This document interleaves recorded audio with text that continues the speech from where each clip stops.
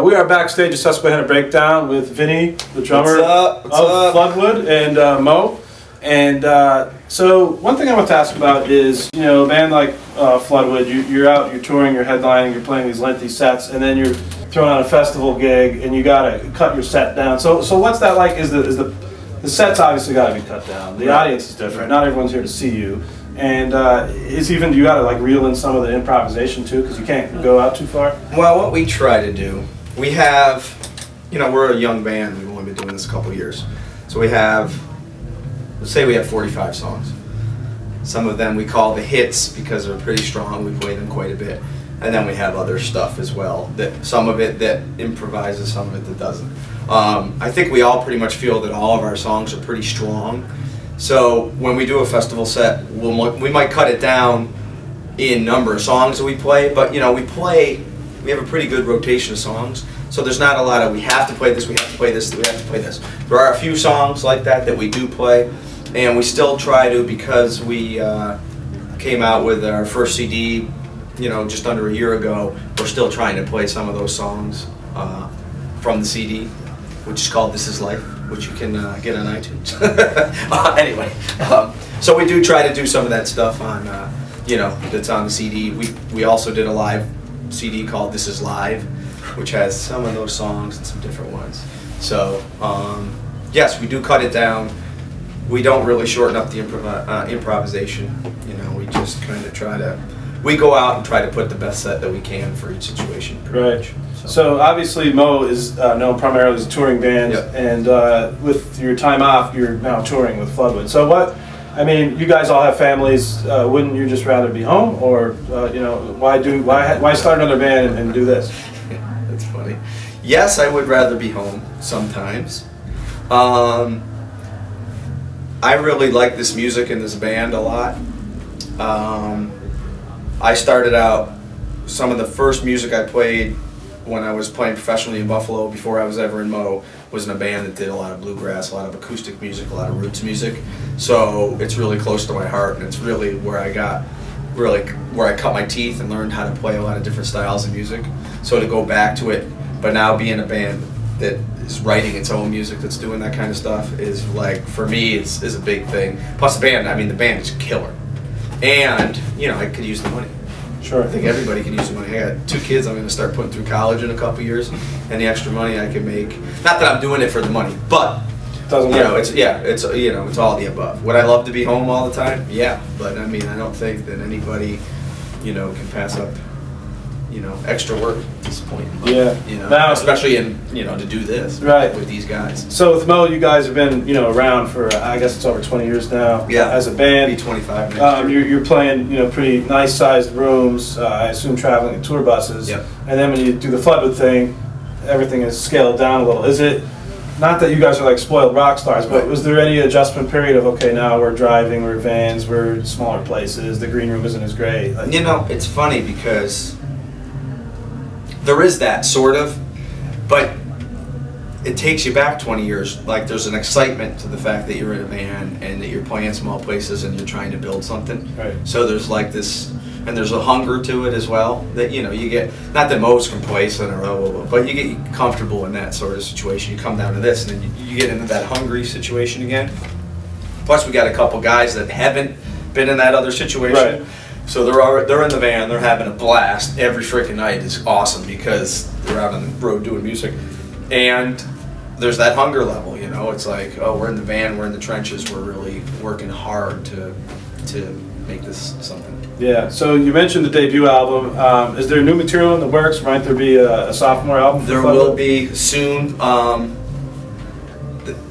Another thing about this band is, you know, we're not together that much. Right. You know, we do a lot of gigs when Mo is off, and there's not, you know, it's not like we just get together and write music, but everybody is proficient at songwriting and playing. So it's like, we do a rehearsal, or we're going to go on the road for a week, we'll whip up 3 or 4 or 6 tunes, oh, wow, you know, in sound checks, just because everybody's got new tunes, everybody's hungry. So, you know, we're actually, Nick wrote a new tune. I don't think we're going to play it today, but it was rehearsed at rehearsal that I wasn't even at, and now the tune's basically together. It's just we probably won't do it on, you know, on a big stage like this, but within the next couple of weeks we'll be rolling out some more new music, just because it's you know, just happening quick. So it's good. One thing about the Americana, bluegrass, acoustic scene, whatever you want to talk about, however you want to term it, a lot of times it seems like who wrote the song doesn't really matter, and there's this whole well of material, whether it's traditionals or covers. Is that part of, you know, the Floodwood philosophy too, bringing in these cool covers and traditionals to the set? Absolutely. We have a bunch of traditional songs that we're playing. Not a bunch, I mean a few. You know, we're maybe 50-50 in covers to original. It's actually probably more like 70-30 originals to covers. Yeah. But a lot of the covers are traditional music, and we Floodwoodize them. We change them. So we're not going to play a traditional bluegrass song like a traditional bluegrass song. We're going to put some weird arrangement in it.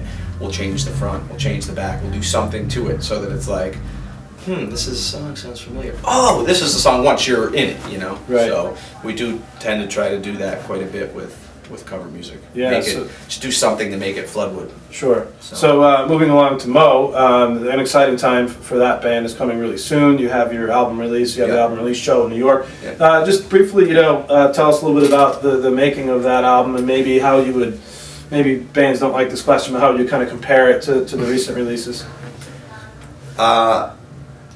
This album has gone through a process different than most, just because originally we were going to record at one place with one producer, and it was going to be an acoustic Mo album. A little rootsier, a little more scaled down.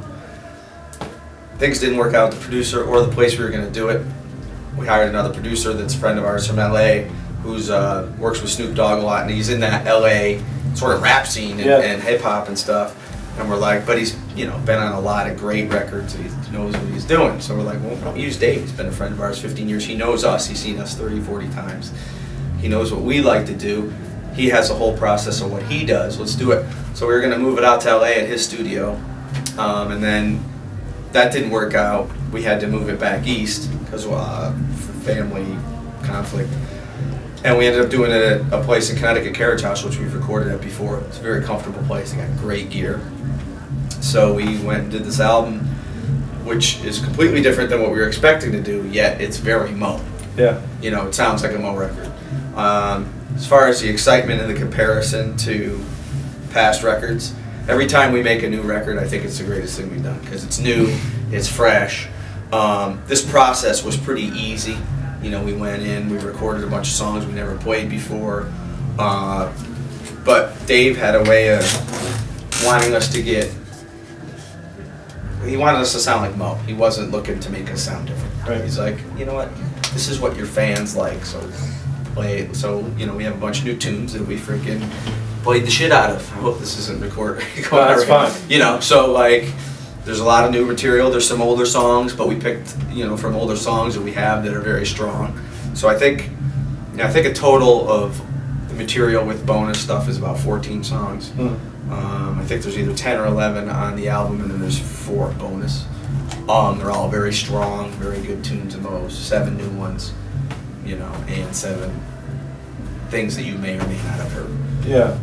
So a band, you know, within the jam band scene, there is a perception that it's a live medium and the albums aren't very good. Right. And you could point to, you know, a lot of examples that disprove that, from Billy Breath's to American Beauty to, I think, Tin Cans and Car Tires. Now, is it sort of a thing where you go in the studio that, all right, you know, we need to kind of, is there like a little bit of a chip on your shoulder that it's not assumed that it's going to be a great album, you know, to the maybe outside viewers, listeners? I don't know. You know, I mean, I find doing an album, like, I do hear that in this genre. I mean, this is the only genre where you can really say that, because we're all out on the road playing live all the time. Right. So, and the fans, can't say the fans don't care, but they don't care as much about the albums, right? So every other band on the planet, although it's changing some, has always made albums and then toured. So you're touring this album as support. Right. Jam bands, they tour all the time and then they go make an album. Mo has always had the philosophy of making good albums. Right. You know, so like, and I think it's different with us than a lot of bands, and it could just be my scene because it's my band, whatever, but I always feel that our albums stand up on their own. minus the live music that we had. We made really good albums, and they sound like an album. And we've always just had a focus on that. When we go and make an album, it's going to be a good album. It's not going to be regardless of whether they're playing songs we've played live or whether we're playing new songs, we're going to make a good album. Yep. And even when we make these albums of songs that we've done, they get produced so that we cut out all the fat. We strip the song down to its inner core of the good song itself, and we play that. So that's kind of the way I've always felt about our albums.